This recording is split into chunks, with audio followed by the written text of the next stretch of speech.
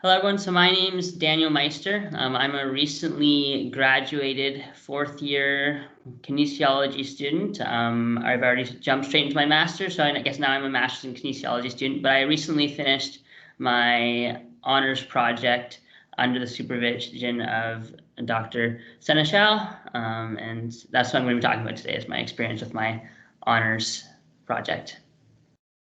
And hi guys, I'm Mike. I also just recently finished my undergraduate degree in kin, and I did my honors under Dr. Danielle Bouchard. Awesome. So why did you guys decide to do an honors in the Cellab versus your other choices? So for me, I'd actually been volunteering in the Cellab before I started my honors. And so I'd had the opportunity to work a little bit with Dr. Seneschal and also with Travis and Ben, other people in the Cellab, and I'd had a great experience working with them. Lots of hands-on experience. I learned a lot, and so Martin and I were just talking one day about possible honors projects, and I decided that, yeah, doing something in the Cellab would be something that would interest me. So I actually had a bit of a different rationale for why I decided to do my honors. So I'm a big fan of you get out of your degree what you put into it. And one of the best parts of doing your undergraduate degree in kin at UNV is kind of all the hands-on experience you can get through practicum and through your honors. So I had gone into my honors knowing I wanted to do an honors, and I had actually seen quite a bit of the work done in the lab, such as the projects like Stand If You Can, the Zoomers projects, and I knew I wanted to be a part of that. And I also knew that stuff that like Travis did with the metabolic carts and the bod pod, that also really interested me. So I decided to ask Danielle if she'd be interested in having me. And it worked out pretty well. All right.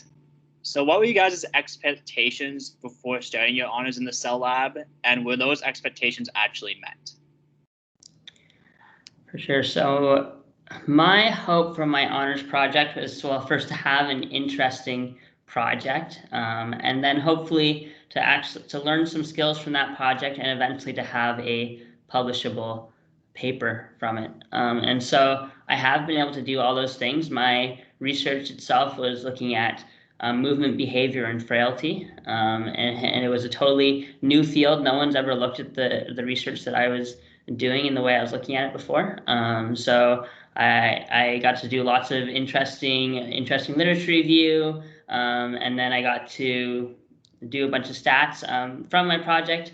I learned a lot about how you go about writing a paper, but I also got to learn a lot from the lab, and get some hands-on experience on things like using the bod pod, calibrating the metabolic cart, working with participants, seeing the various tests that are going on here, doing things like blood pricks and things like that. And so my expectations were to write a paper, gain skills, and I'd say that all those expectations were definitely met for me. So I had a lot of the similar expectations as to what Daniel had. I also wanted to publish a paper, and most importantly to me at least, I wanted to gain a lot of hands-on experience with some of the tools used in the lab. And I'd say both those were met as well. I gained a lot of hands-on experience with calibrating the bod pod, calibrating the metabolic cart.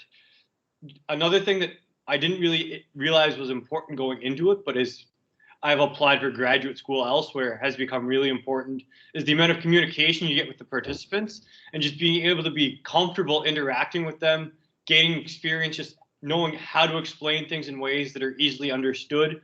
That is, I've come to realize, is a very crucial part to research and continuing on in your studies.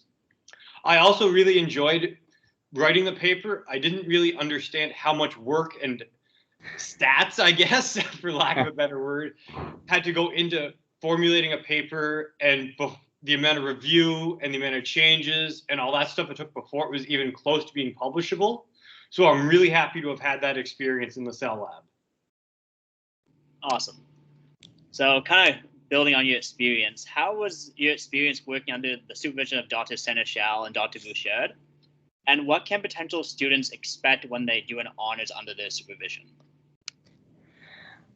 So what I liked about working under Dr. Seneschal is, as an honors student, I didn't really have much experience at all in research.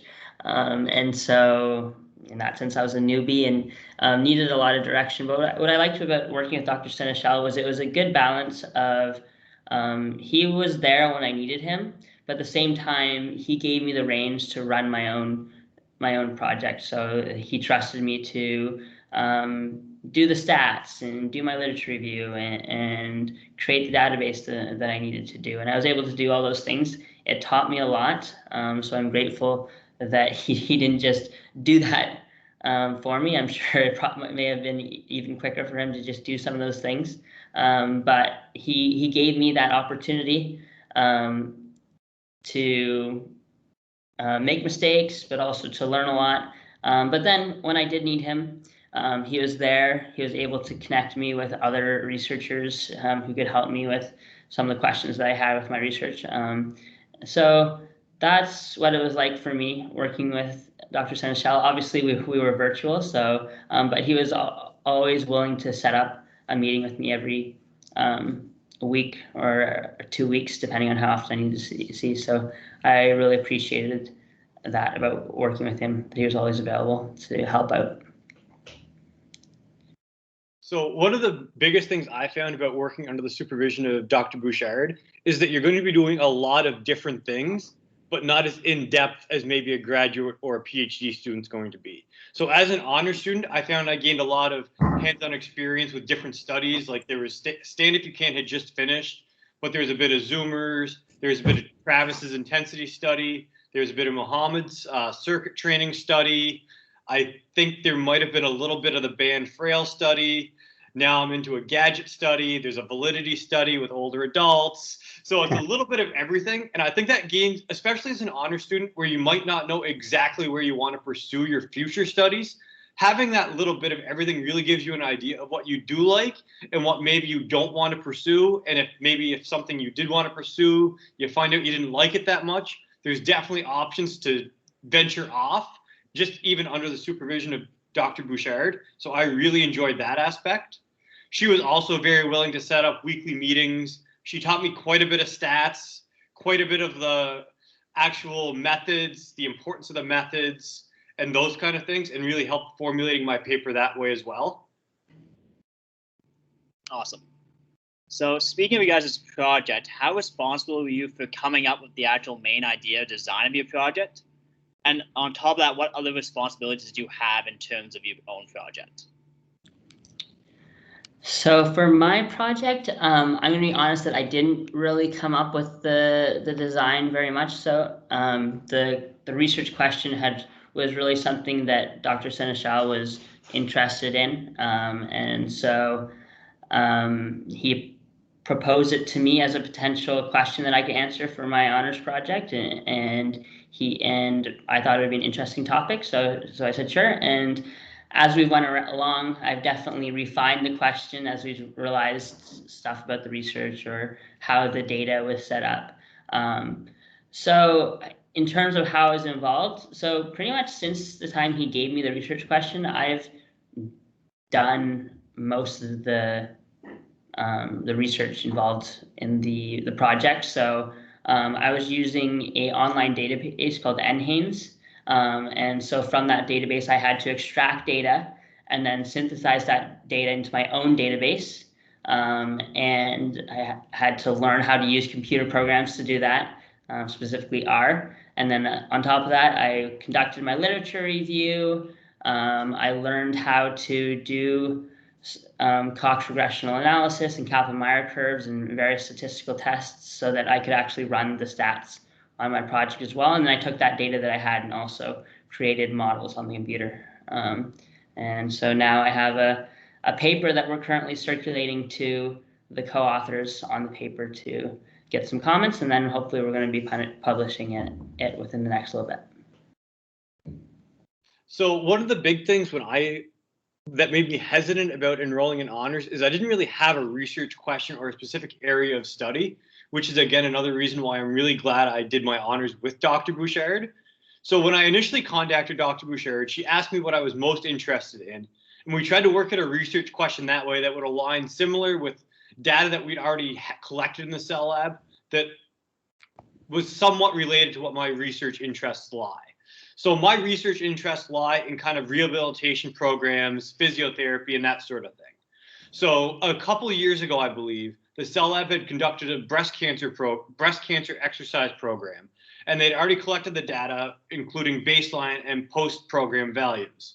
So what we did was we looked just at the baseline physical activity levels and determined whether or not the changes throughout the program were affected based on the baseline physical activity levels to determine if programs should be eliminating people who are already physically active because they're not benefiting from the program as much as those who are inactive. So what we found was that there was no difference between the outcome group between the active and inactive individuals based on their physical activity level at baseline, so that programs should include all breast cancer survivors and not just those who are not active following treatment. Awesome. So what was you guys' favorite part about working in the Cellab? I think my favorite part about working the Cellab was, I mean, Mike alluded to this earlier, but there's just so many projects going on that you get to learn a bit about or learn a bit from. So I got to participate in my own study. I also got to participate in the intensity study. Right now I'm working with the band frail study. And then I'd hear about things going on with the Zoomers. I'd see Mohammed running his circuit training study as well and the tests that he's doing. So I really got to engage with a lot of different researchers that were going on. And what's really cool is all the different researchers also have different skills. So whenever I had a question, maybe I wanted to learn a new skill related to equipment in the lab, or if I had a question related to conducting a literature review or just running the stats that I needed to run, there was always someone there who could point me in the right direction. So my favorite part about working in the Cellab was just the diversity of the experience that I got to have while working in the Cellab. So my favorite experience about working in the Cellab would probably be learning how to correctly operate a lot of the different tools that we use in the Cellab, such as the metabolic cart, the bod pod. Those are experiences I don't think you get anywhere else at UNB outside of the Cellab. And just being able to say, yeah, I ran a VO2 max test before. Yeah, I can estimate your body fat percentage. Stuff like that. I feel like I really got a lot more out of my degree than if I hadn't have done my honors in the Cellab. What are you guys' future plans regarding a career or continuing your education? And how did your time in the Cellab prepare you for that future plan? So I'm hoping to get into medical school in the next couple of years. And so something that they value first off in getting into medical school is research experience, which I've definitely been able to gain working in the Cellab. And then another thing is that in the Cellab, we're working directly with research participants. And so you get to see research participants week after week. You learn skills related to connecting with these people, just things like remembering their names or remembering details of their lives and making sure that they feel comfortable in the lab. And then on top of that, explaining why are we doing a VO2 max test on you? What is your heart rate telling us? Why is one of the projects I'm working with, people were monitoring their heart rate, and sometimes their heart rate is higher or lower than they expect, and they want to know why. And so just really trying to explain difficult concepts that I've learned in kinesiology to a lay audience. And I feel like that will really help me for my career going forward. So as I kind of alluded to earlier, my future goals include becoming a physiotherapist as well as a researcher in physiotherapy. So ideally, I'd like to kind of combine the two areas and kind of develop my own research in rehabilitation programs, targeting specific chronic conditions such as osteoarthritis, potentially cancer rehabilitation programs, stuff like that. So kind of like what Daniel alluded to, getting that experience where I got to interact with the participants, kind of hear the common concerns they have, the common questions they have, become comfortable in that environment. I feel like that really helped me and will help me achieve those goals. Perfect. So last question. What would you have liked to know about your honors experience before actually starting your honors in the Cellab? I think two things. So the first thing would be if you have questions or you want to learn something, feel free to reach out. Like the researchers in the Cellab are excited to share with you what they know and teach you new skills. They don't always have the time to reach out to you individually, but if you reach out to them, they're definitely willing to let you tag along or show you how certain things are done. So ask questions. And then the second thing is Dr. Seneschal and Dr. Bouchard, they both really want to align your project with your goals. They want to know what you're interested in and how they can help you to meet your goals. And so really sit down and discuss those things with whoever you end up doing your honors project with, whether it is with Dr. Seneschal or Dr. Bouchard or someone else. And they will definitely be willing to help you reach those goals and can really point you to great resources that can help you reach those goals. Yeah, so I'm going to have to steal Daniel's answer again, because I think the biggest thing is don't be afraid to ask questions. There's going to be a lot of things that you don't know yet, and you probably aren't expected to know yet. And sometimes it's so much easier and so much more helpful if you are able to ask another fellow lab mate, such as a master's student or a PhD student, who are more than happy to help you.